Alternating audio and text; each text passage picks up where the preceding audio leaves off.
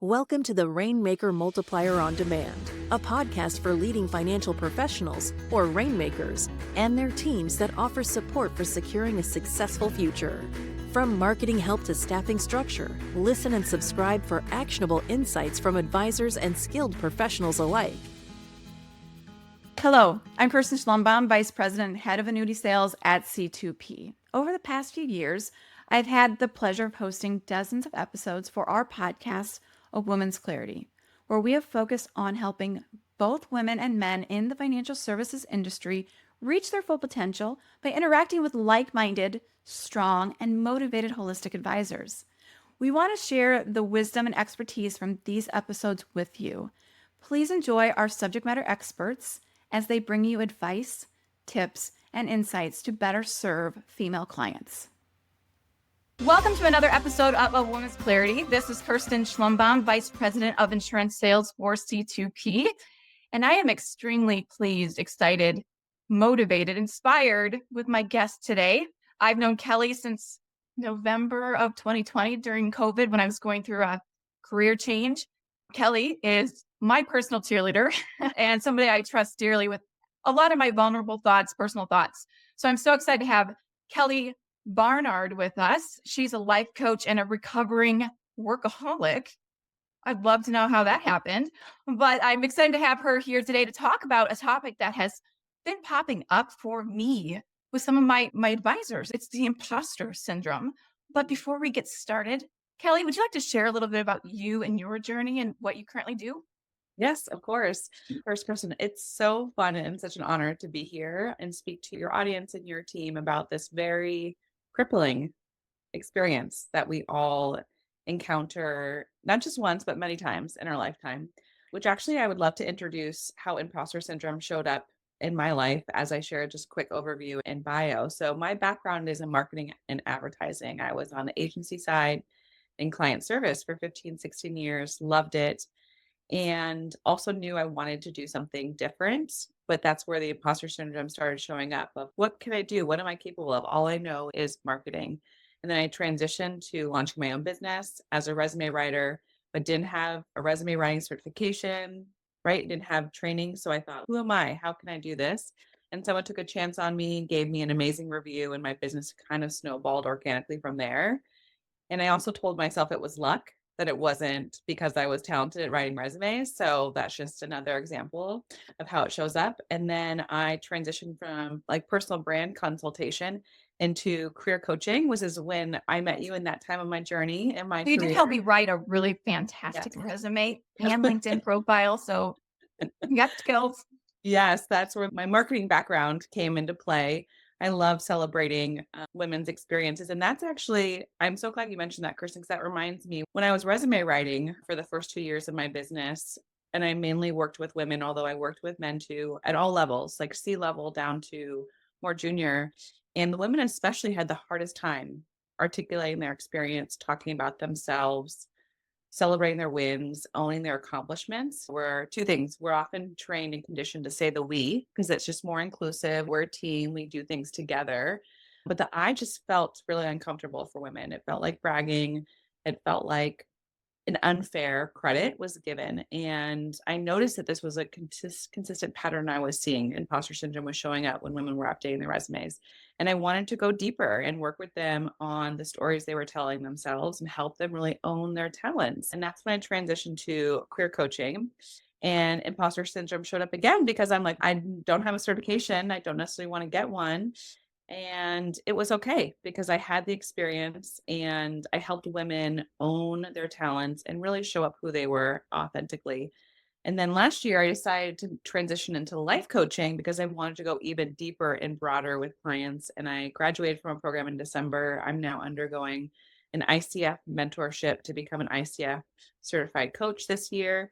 And I just love this topic because it shows up for women, it shows up for men, it shows up at all ages in all industries. And it's got little devil on her shoulder. Long story long, I'm very intimate with imposter syndrome and I'm grateful to have this conversation with you. That's one thing I always appreciated when working with you is that you were vulnerable and you were real. So when we had these conversations, you could relate. It wasn't like, just fake it till you make it. You can do this. You'll get there. It was, let's peel back the layers and let's figure this out. And one thing I absolutely love about your bio is I help women reclaim their enoughness and worthiness behind their work. So that's a powerful statement because a lot of times, like you said, you're like, I'm not worthy of this. Or we say the we, with the collective we accomplish this, even if this person, the female, was the one driving the conversation and completed the project. So can you share with me a little bit more for our listeners? What is imposter syndrome? Maybe they know of it, maybe they've heard of it, and it might be a buzzword. They might not just 100% understand what it is. Do you mind sharing? Yeah, no, I'd love to. And it's interesting because even after talking about this topic for over 5 years now, I recently learned a new dimension of imposter syndrome just recently. So I think it's also evolving to your point because it's become so quick to label what we're feeling as imposter syndrome. I think it's encompassing a lot more than maybe it was originally intended to. But my understanding is I know that it was created in the 70s, 78, I believe. So fairly recently. And it was two women. And it was about this sensation of feeling like a fraud, that we don't belong. And in our careers, imposter syndrome tells us that we don't have what it takes. We don't have the skills. That's where like the I'm not enough comes in. And we get really insecure. We lack the confidence and we don't feel like we can do the thing, even if we've already done it. And what I've also learned about imposter syndrome is it has shown up, I think it's 80 to 85% of us. So that's how rampant it is. And that includes men. Women are more likely to experience it. So it's even higher. And I think women are more likely to experience it more consistently. And what's also crazy about imposter syndrome is the more successful you are, the more likely you are to experience it. So I just find that really ironic because you think the more successful you become, or you get that big new title or the big paycheck, and you think that will just release the imposter syndrome you've experienced in the past. And that's not actually the case. And then the imposter syndrome that I learned more recently is not just about how we relate to a role or a job or a skill set. It's actually how we relate to a group. So we can feel like we have imposter syndrome and we don't feel like we belong. So not even just like in an individual role, but within a culture, within an organization, within a group of people. And I know that's something that you shared with me too. So I'd love to hear like your experience, what you've seen as it relates to imposter syndrome in relationship to groups. That's such a great question. I can talk personally, or I can talk about a shared experience I had with an advisor this week. But personally, if we're going to peel back the layers, I'm 100% comfortable being vulnerable with you and those who are listening. Is that when I was looking at this role as C2P, the title seemed large. And I think you and I spoke about that, where I was like, I don't know, Kelly, is it the title's too big? I check all the boxes Mm. and I know I can do the job, but it's a big title. So I knew I held myself back because I had the job flagged for a few days. And then I talked with you about it and I kept it flagged for a few days. And all of a sudden one day I said, you know what?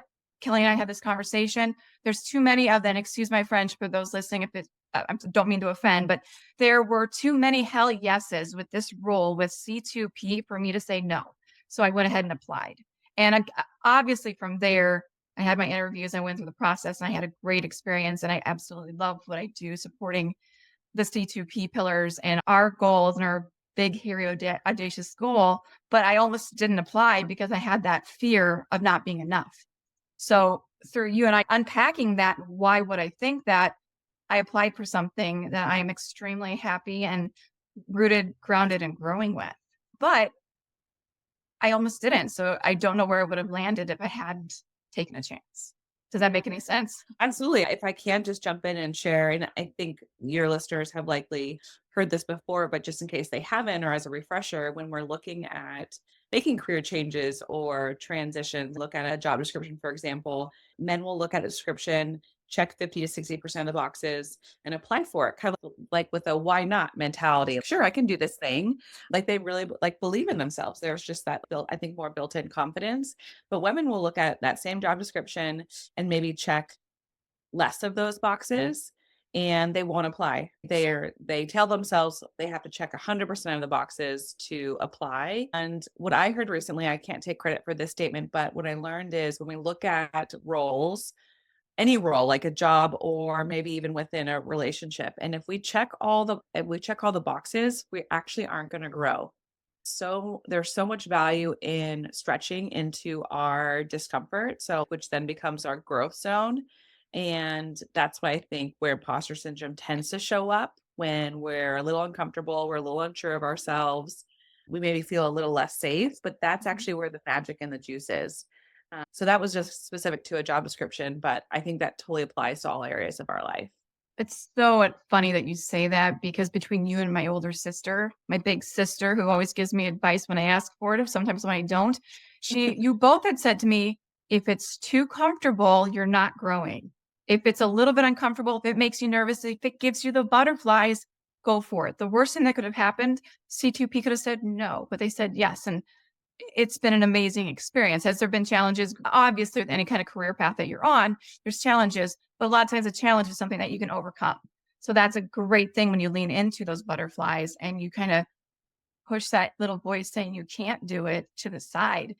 And the funny conversation I had this week with one of my advisors is that she said that she has imposter syndrome at times because she doesn't do it the same way as she Mm. sees some of the men in the industry. And I said, and you can share your insights on this too, but I said, lean into that, keep your authenticity, but grow.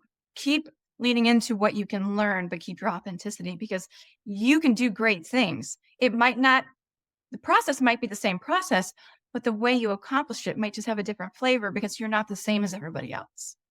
And I think at times when you're talking about checking the boxes or taking a chance, that's where we hold ourselves back because we don't always have the same perception as what Yes. our counterparts do. Yes. Wow. I really appreciate her experience and that fear that she has. And there's so many different directions I could take this. So I think where I want to prioritize is I got this really great advice once. And as it relates to being a manager and management, it was a really tough time in my career. I was so used to doing and like a master of the doing. And then finally I had to start teaching how to do and leading. And it was tough. And I'm like, not before I was a recovering workaholic, I was a recovering perfectionist. I am probably still both. But this advice I had for a manager once said, just because it's done differently doesn't make it wrong. And I love that so much. So that's one Mhm. thing I would share with her or anyone looking at something and saying, I don't want to do it this way. I don't do it this way. And that doesn't make it wrong. And then to that point, your instincts are telling you something. Her instincts are telling her something. And I think it's so important that we trust ourselves and that little voice inside, which we spent a lot of time talking about, and something that's so like the foundational of my work with my clients is building that muscle of intuition and instincts, that inner wisdom, because that's how we know that we're serving ourselves. And if we are out of integrity with our instincts and that inner wisdom, then we're not going to be authentic and we're not going to be who we are. And there's just a whole ripple effect there that I could talk a lot about, but I'll pause. We kind of got into my next question though, because my next question was, how does it show up and impact us personally and professionally? And how does that really, at the end of the day, impact our career path? So if you want to share a little bit more, because I know that when we hold ourselves back, the growth doesn't happen. And if you want to move from point A to point B to C to D, you have the best process in place. But if you're holding yourself back because you have that devil on the one side saying, Kirsten, you can't do that, and the angel saying, you're scared, just go ahead, have faith, trust the process, how do we overcome that? Or how do we help overcome that? Because this is, I'm sure it takes more than just a podcast to start really overcoming it. Yeah. Yeah, I'd love to start there actually. And it was my first business coach taught me, and I love this. So I share this wherever I have the opportunity is imposter syndrome is actually something that may stay with us. I think it comes in waves. There's times in our lives where it's like screaming at us, yelling at us, holding us back, and other times where it's a more quiet whisper, it's just maybe sleeping.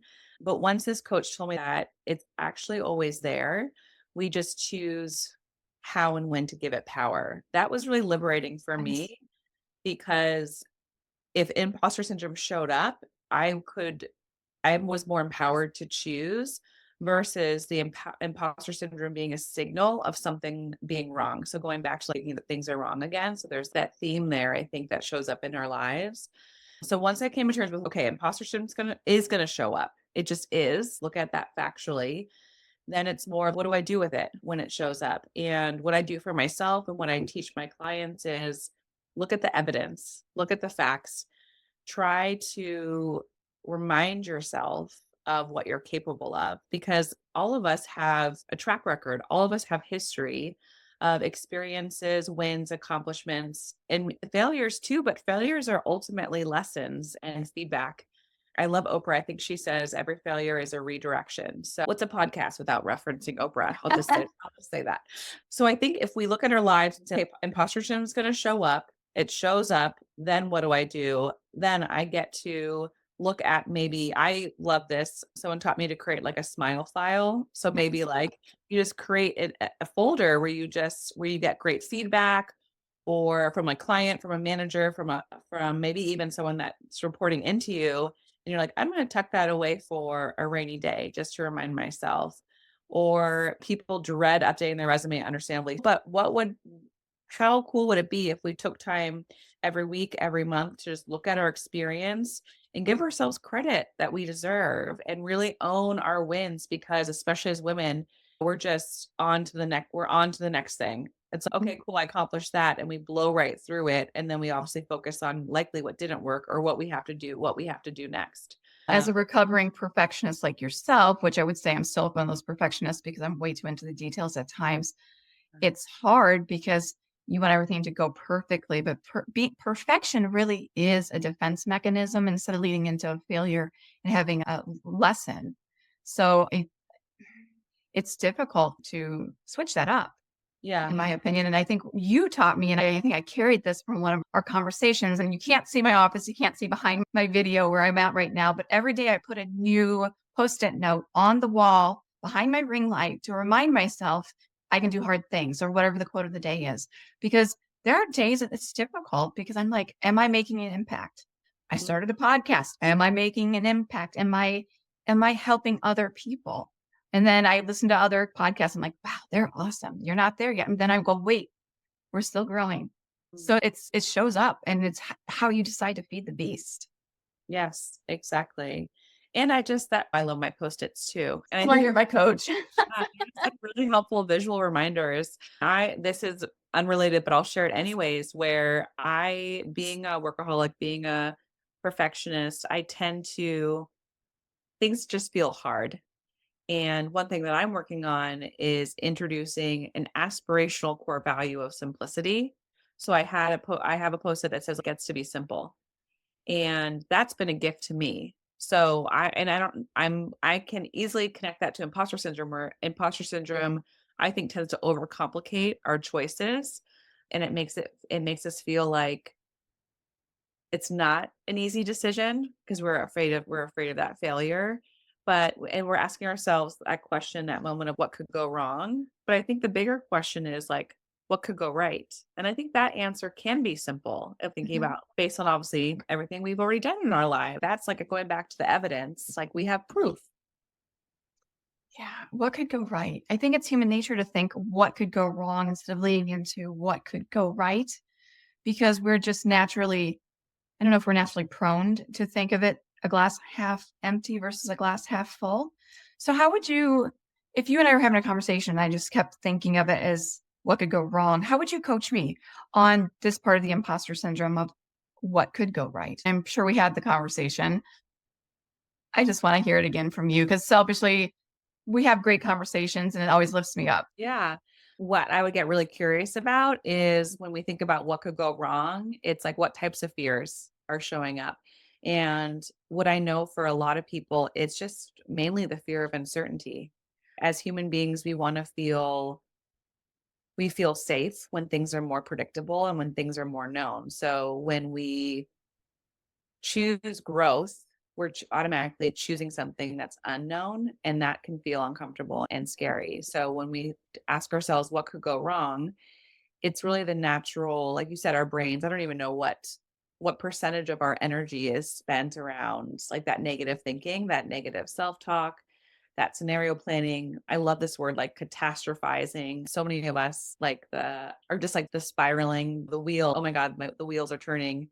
This shows up for a lot of people when we're trying to go to bed. Like they have a lot of anxiety about all the things that we're trying to do and move. So there's a lot that we fear. And what I would work with you hypothetically in that scenario is start thinking about what has felt good, what gets to feel good, what has felt good, why did that feel good, how do you want to feel in the future, and how could you create a sense of safety for yourself and moving towards that. And that's different for everyone. But I think we're so afraid of things going sideways and wrong that we then we procrastinate and we get stuck and we're not willing to take a leap. And going back to like we talked about the magic and the juice, and Brene Brown talks about that line in Shawshank Redemption, where I think it's Morgan Freeman says, you get busy living or get busy dying. And she says it's really that simple. Like we're either moving forward and we're living our lives, or we're basically standing still or even regressing and dying. And that's like very binary. So when we have those like big life decisions, I always invite people to choose just one step forward. What feels good about that? And then what could that lead to? So that's maybe a more robust answer to your question about No, like, I love it. But you had my brain going because I was thinking about when I was starting this podcast and I listened to my first episode for myself. And all I did was criticize. I was in my head going, you sound nervous, your voice shook, you stuttered here, and all these self-criticisms. And then I thought about who inspired me to start a podcast. And candidly, Jason Smith, one of our founders, and David Allison, one of our founders, they have a constant podcast. They're constantly speaking. And they inspired me because I thought this was a great way to get in front of more people. And I thought when they first started speaking and doing this, I'm sure their words as phenomenal as they are now. So give yourself grace, keep practicing, keep listening, but don't give up because it's really easy. As soon as you get down that lane of criticizing yourself, letting the imposter syndrome like start creeping in, a lot of people just stop and they won't move forward. They won't do it again because they're scared. And I was like, the more it scares me, the more I know I need to do it. So I listen to more of their podcasts. I listen to other podcasts. I listen to so many podcasts that I probably ran to them as well, but it was leaning into the fear and doing it anyway. Do I get nervous? I get nervous every time I do this, but it's worth it. And I think being vulnerable in this podcast with you, sharing that it's not always roses and it's a little bit scary, I think hopefully that'll inspire other people to start thinking about that voice inside them and what can they do to overcome it. You mentioned that imposter syndrome is always with you. So there really isn't a cure. I don't believe so. It's more of it's a mindset thing. It's the thing that you have to, my cure is telling myself that it's a trick. It's like a trick that my brain, like my ego is telling me, okay, I'm not safe. So I just get to tell myself I am safe and I can choose empowered from that place. So I think we've talked about this too, but it's like, how would you how do we know if it's is there a difference between imposter syndrome and truly I don't have the skill set? Is there something that we can unpack here too? Because sometimes like in my own journey, there were jobs I looked at, I knew it wasn't a case of me having imposter syndrome. It was not the right fit. But is there a true line or do we just need to take chances? And then if we hear no, it's just a learning experience. Yeah. I think it's such a great question, Kirsten, and one I actually haven't answered before. Here's what I'll say. There's two things that come to mind. The first is looking at the evidence again. So there's things that we just know in our career and our experiences that we have those skills. Like there's proof. And then the things that we haven't done, my question would be, is that something that I want to learn? It doesn't matter, can I learn it? It's like, do I want to learn it? I think that's a more important question. And then either let's say, okay, yes, this is something I want to learn. We lean into it. Guess what? We also get to change our mind. We might be like, you know what? That's not actually what I thought it was going to be like. I get to choose out of that versus being afraid to even try. Because when you ask the question about skills, it's more of course, like, so for example, background in marketing, transition to a coach. Could I jump into coding and programming or being like, for example, that the really smart people that are now creating prompts for Chat GPT and all of this AI technology are getting paid, I think something like $350,000. I saw a headline. And it's okay, I don't have the skills to do that, nor do I want to. But that doesn't matter because if I'm fully aligned with what I want to do, that's where I feel like when you feel really aligned with what you're doing and you have, I think, a great support system, anything's possible. So, would you say one of the best or a couple of the best key coping mechanisms or survival skills, whatever you want to call it, for dealing with imposter syndrome would be maintaining your authenticity? And if you don't know what that is, taking time to become self-aware of what is your, again, my hell yes or your hell no's, and you align yourself with that. And if you don't know that what that is, going through a process like with yourself or another coach to find it and to leaning into what you want to learn, even if it scares you a little bit. Yes. Yes to all You're that. not supposed to ask closed-ended questions, but what I feel with coming from this is that we're all going to experience imposter syndrome. So let's lean into it. Let's lean into our authenticity. Let's lean into what is it that we find ourselves energized by. And any career path you're on, there's going to be challenges. You have to know, are these things that I want to do? Like, I love working with my advisors. I love helping them help their clients get to their retirement goals happy. And I love their success story. So I get to be their daily cheerleader. Would I want to be an actuary? No, I'm bad at math. And like, my niece is really good with math. She loves numbers. I don't love numbers. So that wouldn't be a good fit like you were talking about. So it's such a dynamic, I think it's a dynamic path to go down.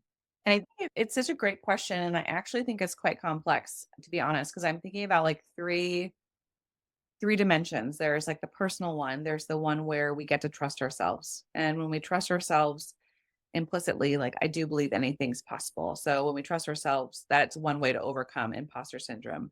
The second one, from that place of trusting ourselves, is when we receive feedback that contradicts what we know about ourselves.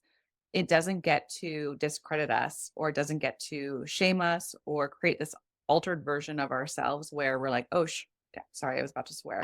Oh, actually, I don't have that skill because told me in my 360 review that I'm not really great in that area.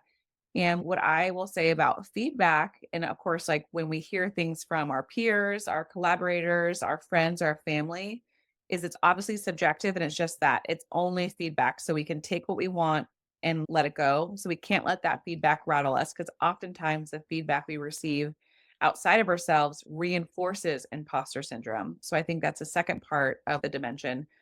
The third one is cultural. I just think here, especially in the US, when we are in such a performance focused race, that there doesn't really leave room for trial and error or exploration or growing pains, all the things that would free us from the fear of getting it wrong. So, for example, I saw this video on Instagram and this woman was talking about a reporter that went to go study how lessons are taught in Japan.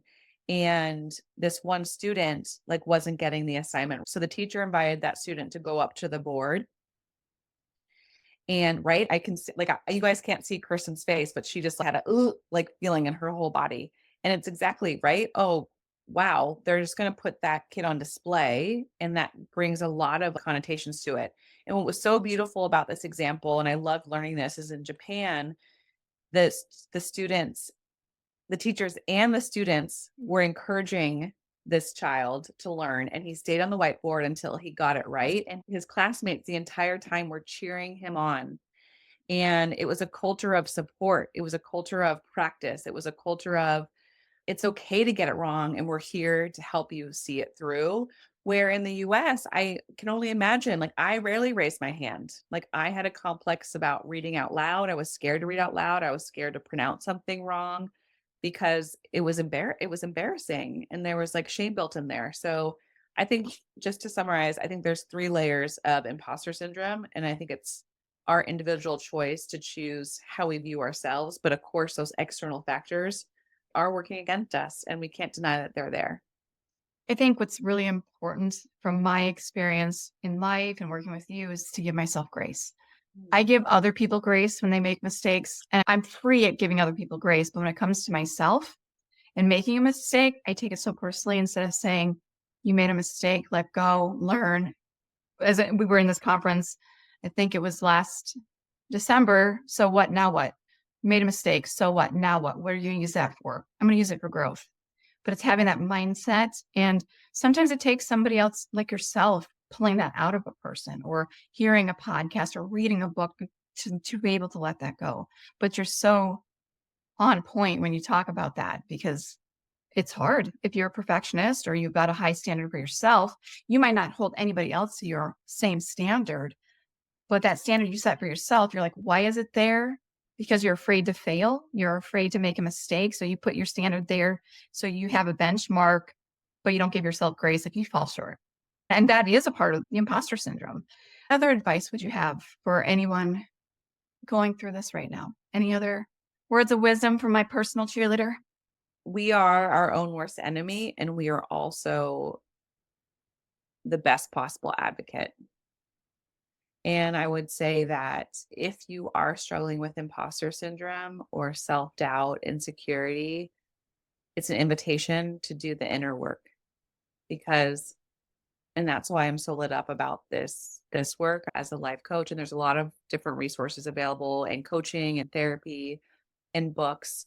But I think that inner exploration is, I think, the most valuable work that we can do, regardless of format. The more we understand ourselves, and also the more that we, I want to say, own. So, for example, you briefly in my bio, you mentioned like enough-ness and worthiness. I believe that we come into this world whole. We come into this world enough, like we wake up enough. We are worthy. And then along the way, we get deconditioned or conditioned to think otherwise. So if you don't feel like you're enough, or you don't feel worthy, and imposter syndrome showing up, there's a beautiful opportunity to remind yourself of who you are and what you're capable of. And there's lots of different resources available to support you in that journey. Oh, I love that. And now here at C2P, we do have our mentorship connect that our mastermind advisors can take advantage of. But I'm a big believer on doing the work outside of your current occupation. So I'm with you 100%.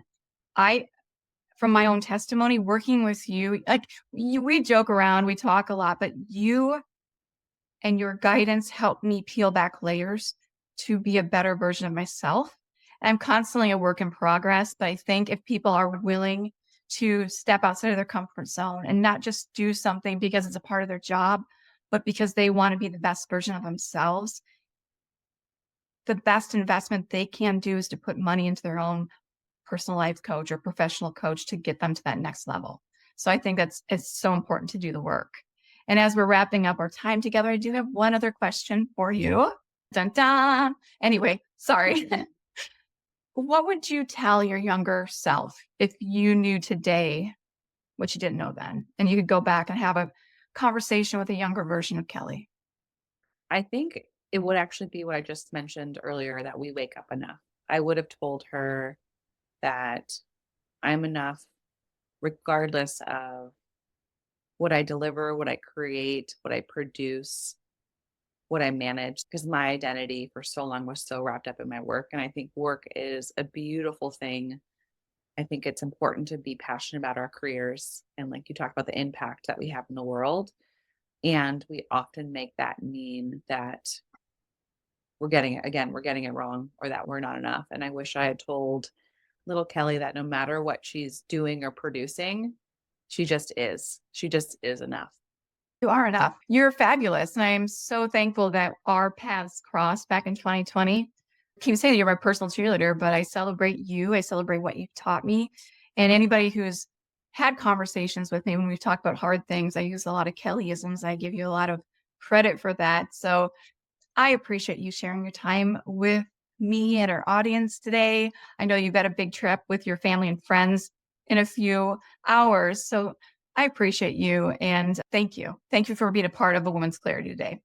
Yeah, this is such a joy. And thank you for asking me such beautiful, thoughtful questions that also, I think, illuminated a lot of new things for me as well. So it was such a treat. Thank you. Thanks for tuning in. This podcast was brought to you by C2P, an organization whose purpose is to educate, train, grow, and support holistic financial advisors so families can achieve true prosperity. Never miss an episode by subscribing now to discover new resources and strategies. Visit c2penterprises.com to learn how we can help scale and secure your business.